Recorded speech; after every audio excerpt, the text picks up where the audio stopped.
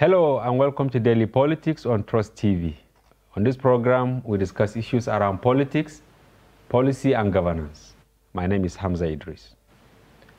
Ahead of the 2023 elections, various stakeholders have made recommendations on the expectations from the electoral empire, the government, as well as political parties and their candidates.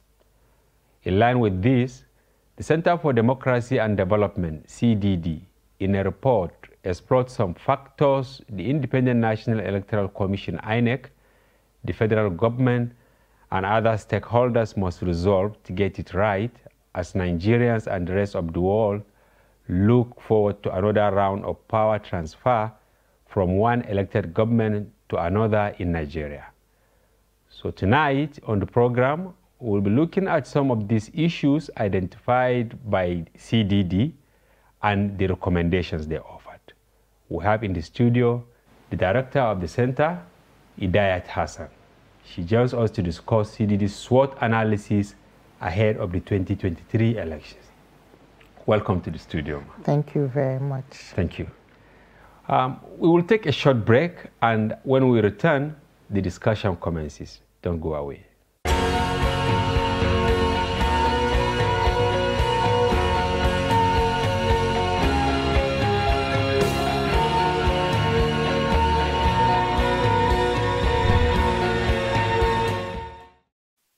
Welcome back. This is Daily Politics, and today we are going to discuss the SWOT analysis conducted by the Center for Democratic Development, CDD.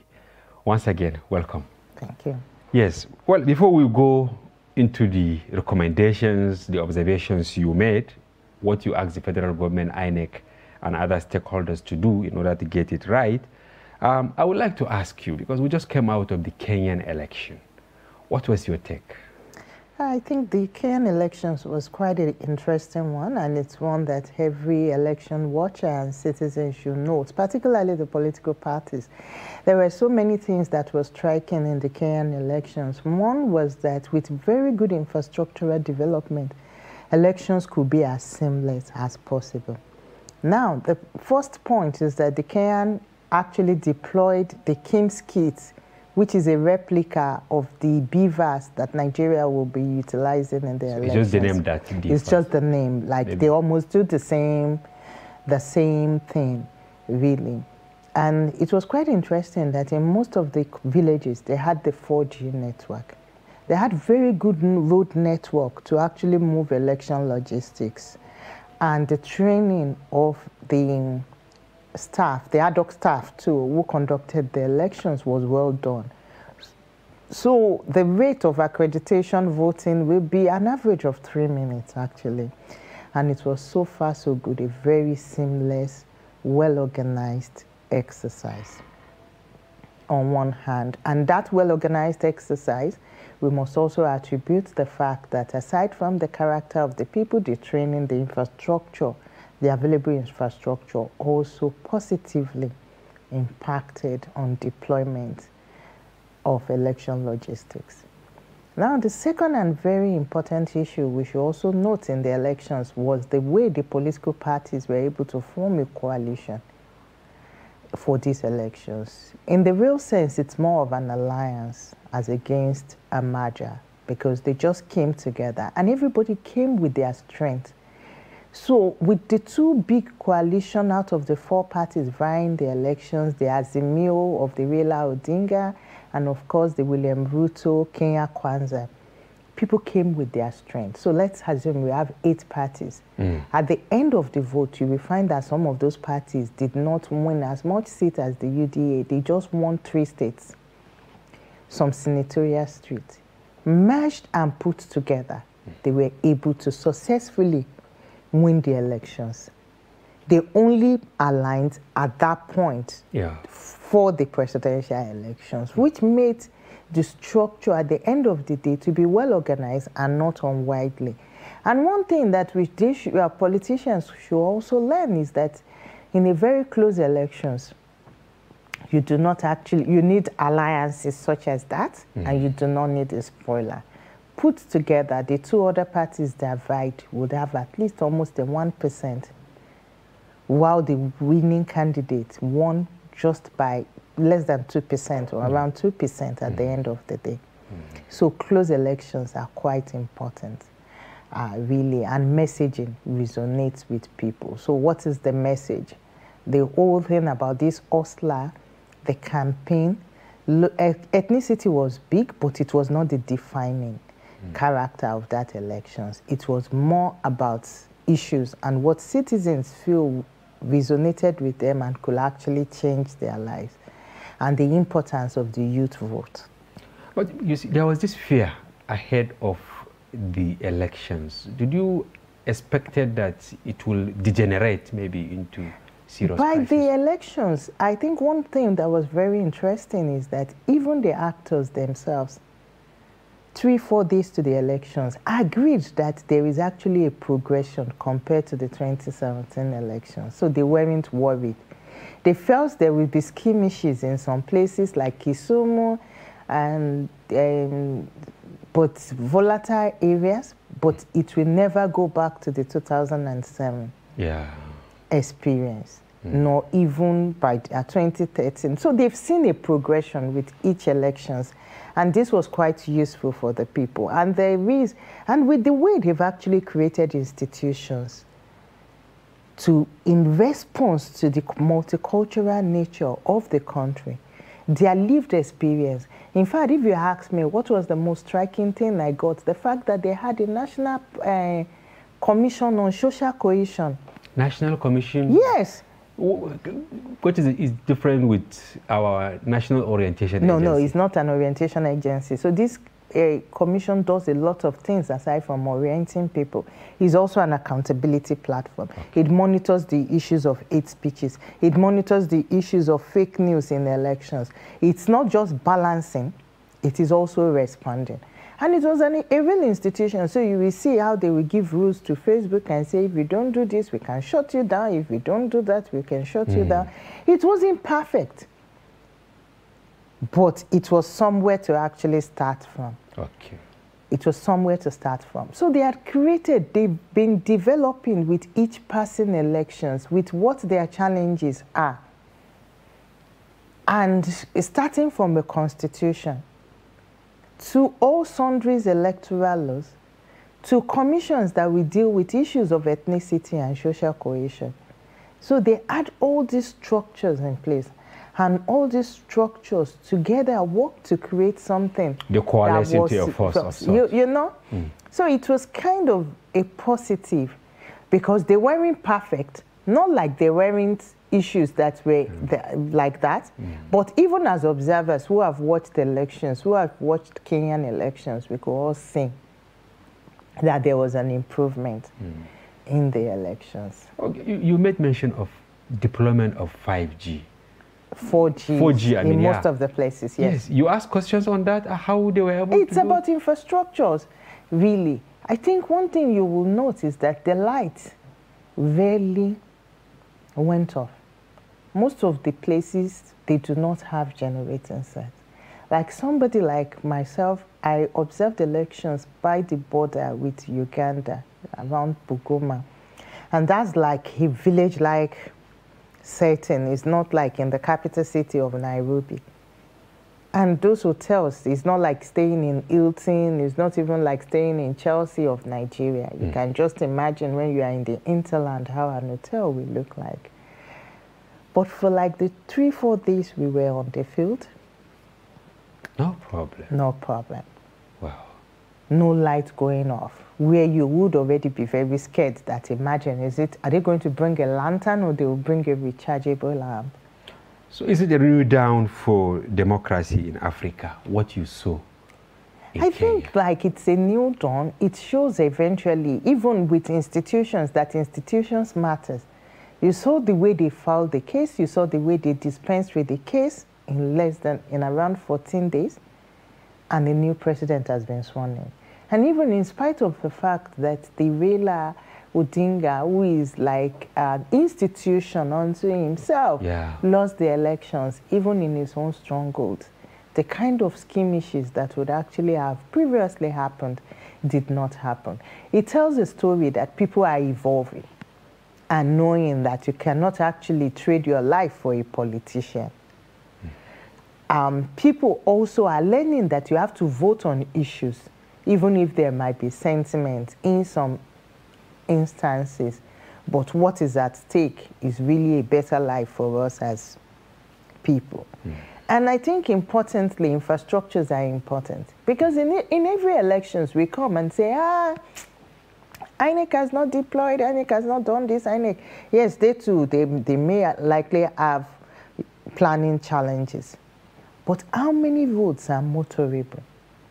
Yeah, and this will take us to our subject of discussion today, the SWOT analysis you conducted. I wanted to ask, what was the motivation behind commissioning that SWOT analysis? I think it's one of our work as the CDD. Like we say that our work is actually to influence policy, but through evidence. So it's not just about advocacy. All our work is evidence-driven. And we would not want to start engaging actors without doing the strengths, weaknesses, and opportunities ahead of the 2023 elections. And this is just the first out of several reports we will actually be unveiling ahead of the elections, and of course post-elections as well. And for every elections, it's also about planning. Stakeholders have to plan, not just the election management bodies, but even the media. Where can they go? What can they do differently? What can they do differently? What can the not-for-profit sector do? And what the candidates should actually be looking at ahead of these elections. And I think these are very, very important. And you would have seen that the SWOT analysis have already put up some very salient issues that requires planning ahead of the elections. Some salient issues that as actors we also have to avert our mind to, either as stakeholders or even political actors who are involved in these elections.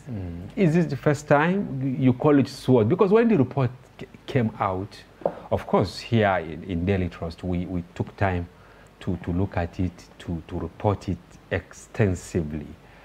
Is it a new creation? It's not a new creation. It's just one of the several products that we do during the elections. But this is our first background paper ahead of the elections. Then on a monthly basis, we do the political and security analysis, then we do the fake news observatory, and then we'll have the trend analysis, which we have always done with each elections, to look at the historical analysis of elections, such that we know who is going to vote this way, how this party has voted since 1960, 1960, 63, 1966 to 79, 83, and to all the successive 6 elections that we've had since 1999, and see if there is anything that will change. I think bringing evidence to bear is our homework, and that's our mandate as CDD. And before we go into specifics, because I will pick the issues one after the other, because they are very important and germane. The method you used to conduct the SWOT? I think that we did a lot. We did a lot of in-depth interview. We did a lot of review of our work. For instance, if we are writing on security, you know that we have a repository of information just on conflict, peace and conflict in Nigeria. In fact, to write the report, we did not just rely on the fact that we had recently done like 2 big reports, multiple notes of conflict, common causes that looks at insecurity across the country, but the issue of the banditry in the Northwest as well. And the electoral law, which is actually a new creation, and how it actually will affect the elections, previous issues of elections, and analysis of many secondary and secondary sources. Of course, I've spoken already about primary sources of information. Yeah, thank you. The first issue you raised in that report was security threats. Why? I think these are quite important. If the country is not secure, the ability to conduct elections across the 176,000 plus polling units becomes a challenge. And here it will not just be accessibility for the election management body. We are also talking about accessibility for officials, security and safety of voters, election officials, media, civil society, who will actually be observing the election. So that will impact the whole electoral chain. And these are real threats. They aren't threats that you can actually wish away. And across the 6 geopolitical zones of the country, there are varying levels of insecurity that they are actually facing. If we take the Northwest as an example, it's riddled with a lot of insecurity. We had already said that there are more than 100 bandit groups, with an average... More than 100? Bandit groups. And I think that even by that... operating separately? Yes, because or in cohorts sometimes? At times they operate, there is collaboration or cooperation, but at times they are also individual because it's a warlordism.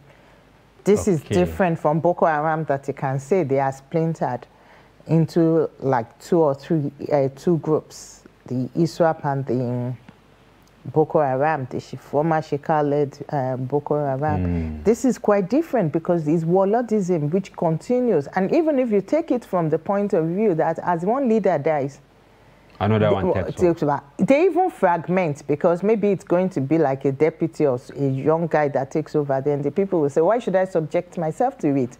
And you will find them fragment into at least 6 different fashions. What happens in that instance? With an average of 30 members, some having up to 500 members. From 30 up to 500 members. So what do you say?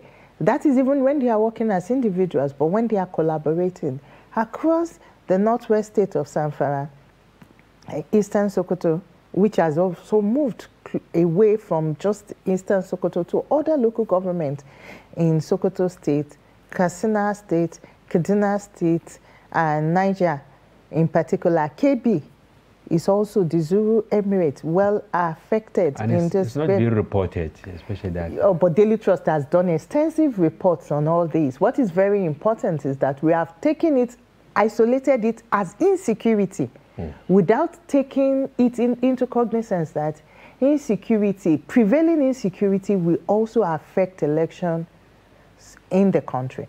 So here we are not talking about, oh, elections, it's not elections that has caused the insecurity, but elections must hold within this prevailing insecurity. And how possible is that? That's almost like an impossibility, because when you look at the character of these people, when you look at the character of the actors, if they are not going to be kidnapping election workers, they will actually be extorting a lot of money from actors. And even voters will be very afraid to approach the polling. And that is minus the IDP situation this has actually created. Because now we are talking about a lot of more IDP beyond the Northeast who are scattered, who have left their ancestral home, and who have moved either into capitals or some even live in Niger. Maybe those ones we can say maybe they do not want to participate in Niger, they will not be in Nigeria. But what about the ones in Nigeria? And you know that voting is tied to where you are registered.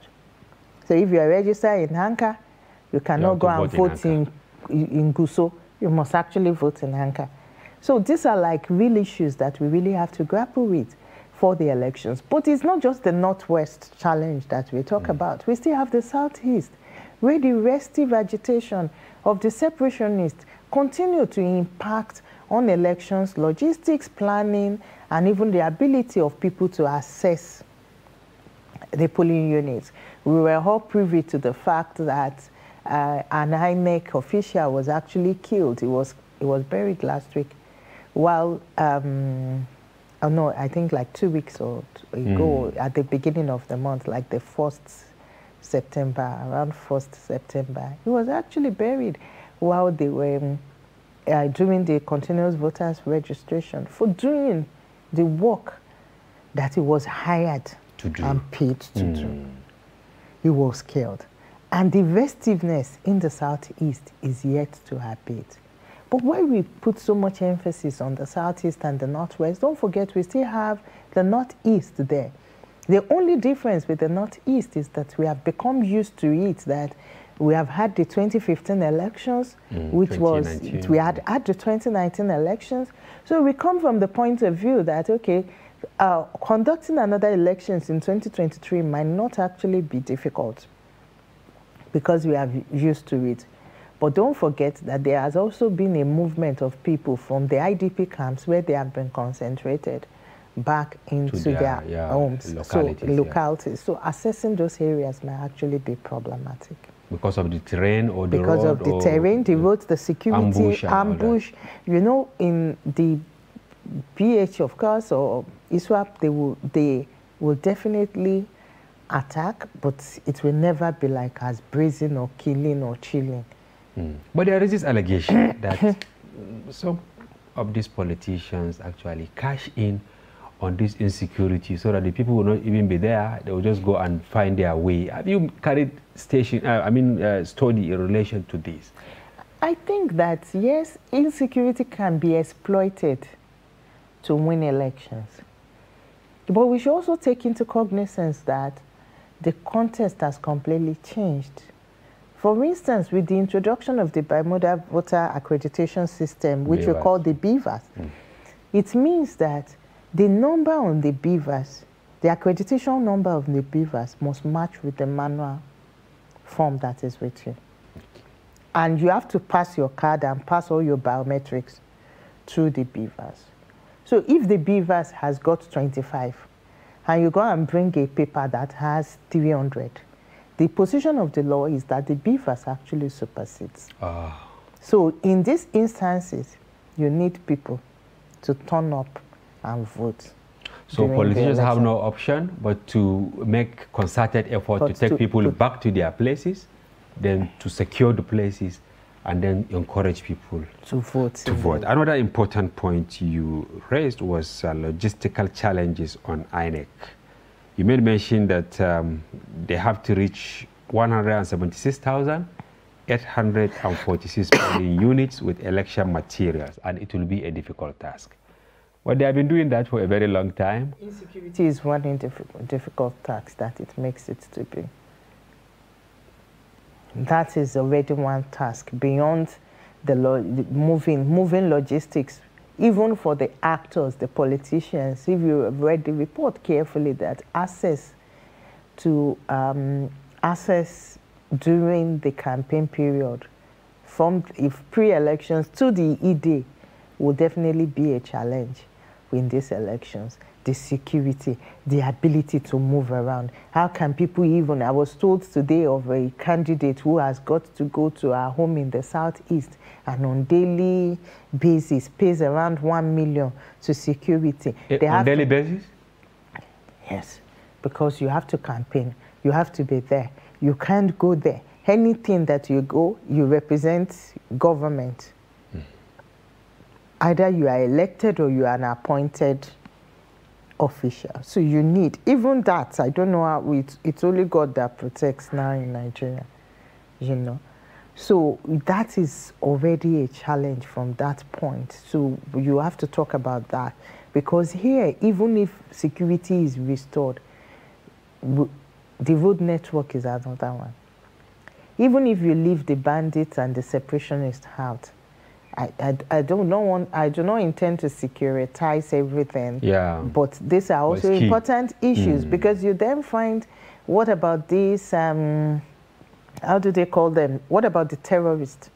You know, we have not even mentioned the terrorists who have also spread their wing across the country. So they are varying. If you read our multiple notes of conflict, common causes, you find that across the 6 geopolitical zones, there are varying challenges people have to deal with.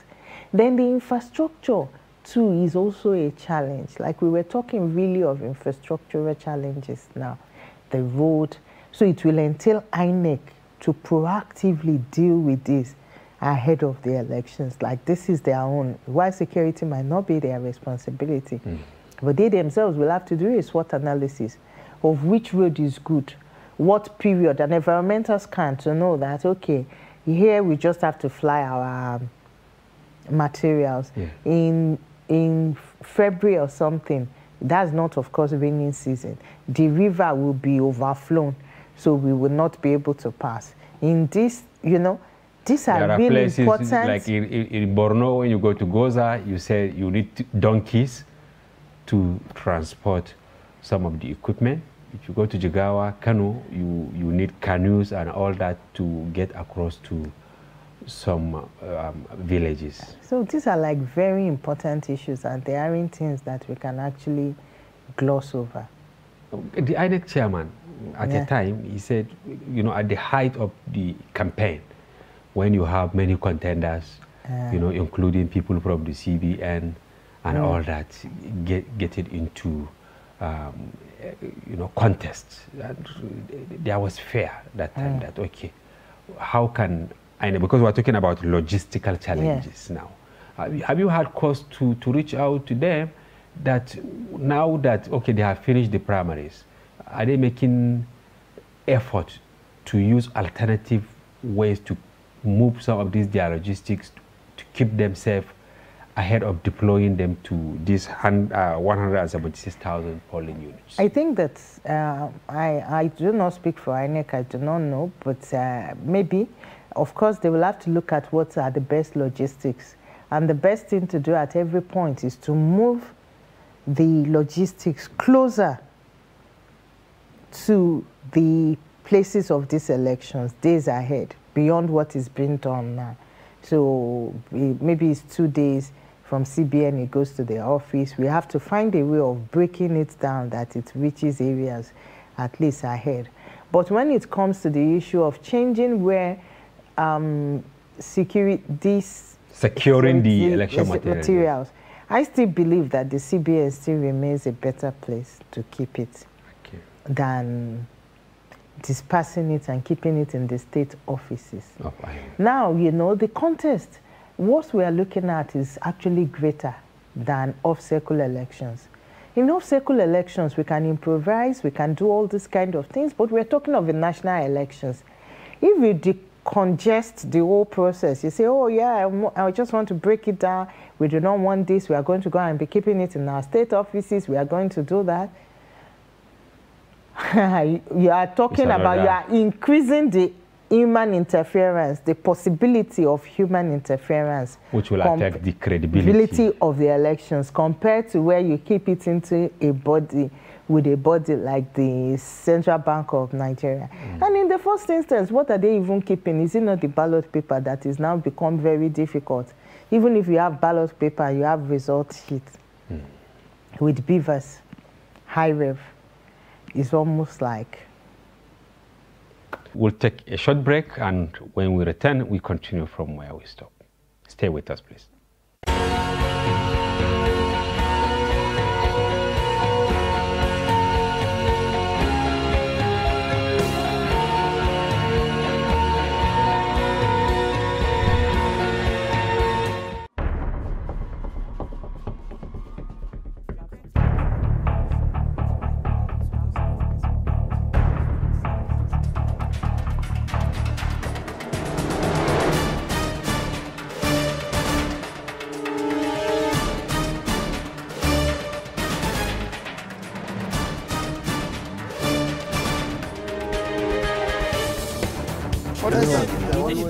That's great.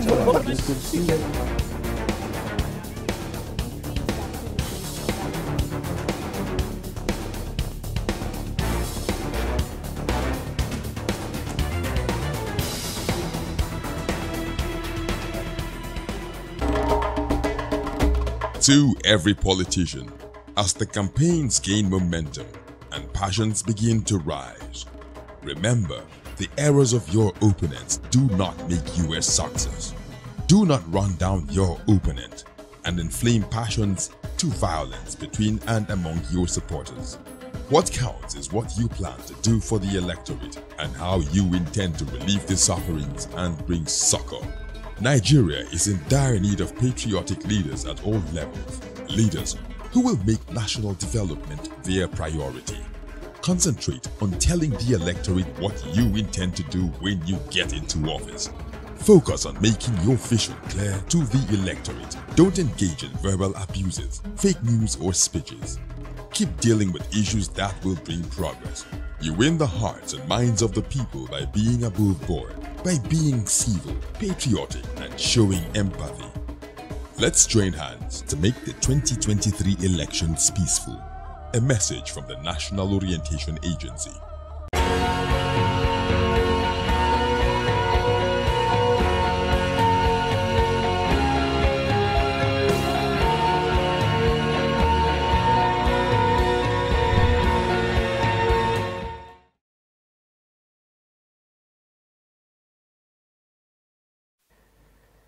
If you are just joining us, this is Daily Politics on Trust TV. Remember, you can follow the conversation on our various social platforms on Facebook, Instagram, and watch us live on YouTube. We are discussing the SWOT analysis conducted by Center for Democracy and Development, and we have in the studio the director of the center, Idayat Hassan. Welcome back. Thank you Yes, very before much. we went on break, we were trying to make a comparison between efforts made in Kenya, right, and Nigeria. What we can learn from them in terms of moving our logistics. I think that moving the logistics, what works for them is really more of their available infrastructures. So the roads are good, at least reasonably. Even the plane works seamlessly. They don't have aviation wahala. You can't go at the airport and stay for 3 hours still waiting like that. So all this actually, the available infrastructure works for them. But it's not just infrastructure. I think election is really about planning. Election is not about planning a party. It's really a planning. It's a process which must actually be seamless, because if you look at our West African neighbors, they're also challenged by infrastructure. If you go to places like Sierra Leone, Guinea-Conakry, Liberia, and you watch elections, you will see people carrying things on their head. Like they carry ballot papers, they move around with And they're not being snatched? They are not being snatched. In fact, like I said, like I've seen places in Sierra Leone where a ballot paper fell from a moving vehicle, and the citizens took it back to the election management body's office. In Makeni, I think it's in there. We've seen in Liberia, maybe because of the war they have actually faced, how the young people will just go with their bikes, their motorbikes, and carry election materials. They also work on it on their head. There is that sense of patriotism. The sense of patriotism, the fact that they also plan, because some of the roads are so unwieldy. At times, if you go to some parts of Liberia, it's even better to come from Sierra Leone, come from Guinea-Conakry, is shorter than to come directly from the capital city to those places. It's better just come out and drive to that places. But they still make it a seamless way that election starts when it's actually meant to. But our own, again, I think it has to do with the movement of the materials. And one challenge we continue to face is the use of the NURTW, the National Road Transport Workers Union, to carry to the union, the road transport, the materials. Because most times when we are on the field during elections, you just see that everybody is ready. It's the vehicle that is not around. Even the police will be there. You suspect the election connivance? officials. I think it's a deliberate interference, because once you look at it, everywhere is not the same. I remember in Anambra 2017, even in this 2021, people did not want to walk because they were afraid of the separationists killing them or burning their vehicles. In places like Ondo, it's also a peculiar one. Or southwest Nigeria, in most of the places, take Ondo for as an example. Once an administration leaves, like the governor loses election or leaves, the new coming person means that the NURTW will leave. So it's about survival for them. And it's very well contested, and they are entrenched members of the political class here. So there are different reasons and different ways where people actually, so one way, either you like it or not, what they do is more like an election interference. Okay. And because of the lack of accountability, people have been doing it and getting away with it. So it's not really about saying that here the problem is they must actually be held to account, because they still remain the cheapest option. They have the most available vehicles in terms of numbers. And knowledge of terrain. Yes. So it's not just numbers, knowledge of terrain. Because if you are using which is key. So if you're using NURTW in Anambra, they do know the terrain already. You are using them in Lagos. They will be possibly working according to local government where they are operating, which are the normal routes they are applying already. So they are like a very important one. It's different than you go and bring somebody from outside that doesn't know the road, doesn't know shortcut, does not know. So they have the advantage. So invariably, you are calling for maybe another negotiation? It will be an MOU, but I think as a country, we have to do better with accountability. Okay. In issues like this, it's a national duty that anybody that commits an infraction is more or less sabotaging the nation. And in a volatile country like Nigeria, everybody must take their responsibilities very, very serious. Okay, in the report, you commended INEC, especially in some of the provisions of the Electoral Act. Can you shed light on why you took that position? No, we didn't. We said that now. INEC has done some good things, like introducing the high-rev, the bimodal voter accreditation more and more. They have brought technology to bear. But we also put a caveat that this is dependent on how well they actually utilize the technology. Technology is not a silver bullet. Yeah. It will need to be properly deployed, which will even entail training the people that will deploy it. So we are talking about Kenya working well. Don't forget, 2013, it did not. 2017, or is it 2018, it did not work so fantastically. It was an improvement. 2013 was like 50%. 2018 was an improvement. And of course, 2022 was good. So you will find that they have progressively improved. The improvement is not like it's a silver bullet. So for instance, training of staff will be very important thing. If we do not get the training right, the equipment will not work. The equipment will not work. Logistics is another one. Financing is a very important one. And I think the financing issue here that we talk about, the financing issue will not just be the financing issue of budget release. Budget release. If you look at when they wrote their budget and the cost of dollar today, you see it has tripled. It has tripled. So this has also got serious implication for the management of elections. But what INEC really owns Nigeria is openness. Okay. Like they have to tell the truth. They have to seem to be doing the truth. They have to communicate and communicate and communicate. Not responsively, but proactively. And information is power in these elections. They will have to ensure that the training works well. Logistics is properly organized. Because any attempt to experience what we did in 2019... when the presidential election was extended on the eve. On the eve of the election. And it all revolves around logistics. It all revolves around logistics. Like this time around, it will not save the commission. Nor will it save the system, because institutions are important. Institutions are part of the whole democratic structure and architecture of a nation. And for people to continue to believe in democracy, INEC must work. And be seen to be independent. It's like you were not satisfied with the increase of election spending by presidential candidates. Yes. When I read the report, from 1 billion, right, to 5 billion. Yes. I think that's what we had made that known in our position paper on the elections earlier on. But this is also very key and important, considering that what we are trying to do is to demystify the role of money in politics. When we put 1 billion before, you know people spent up to 10 billion. When you now put 5 billion, you are giving people the penchant to spend like 10 billion. We're talking of 15 billion. You watch the delegates, the primaries, the political party primaries, and how it played out. Some people would have spent more than that 5 billion naira already. And when what should actually have been done in the amendment of the Electoral Act is to increase what expenditure means, blah, blah, blah, do many things.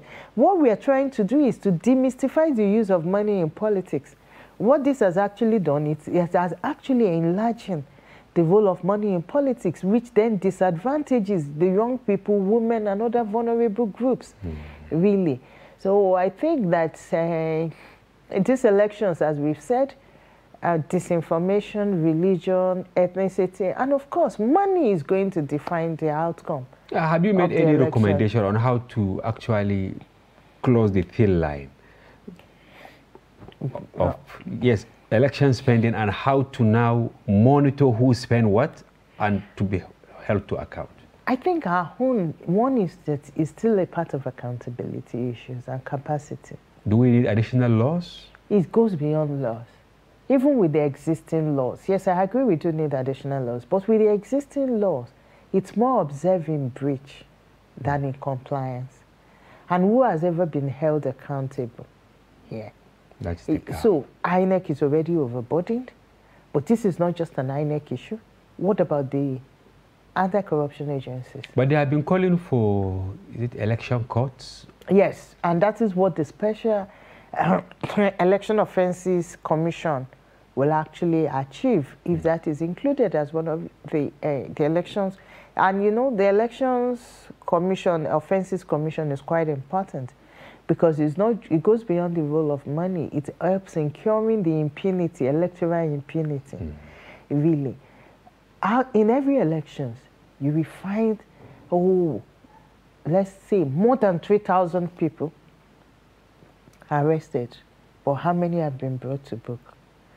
I think with the exception of the councillor in Gombe, I don't know anybody that has been caught for votes buying. The only time we actually made some headway was, I think, the 2011 elections, where INEC had a partnership with the Nigeria Bar Association to try some of those cases. At the end, maybe like 300 cases sailed through.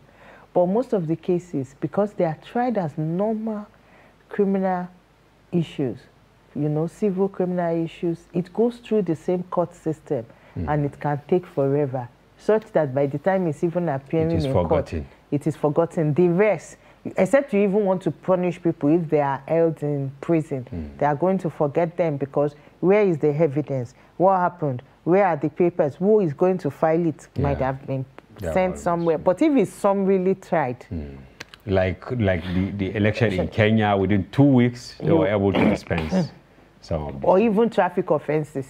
If it is not like somebody has killed somebody.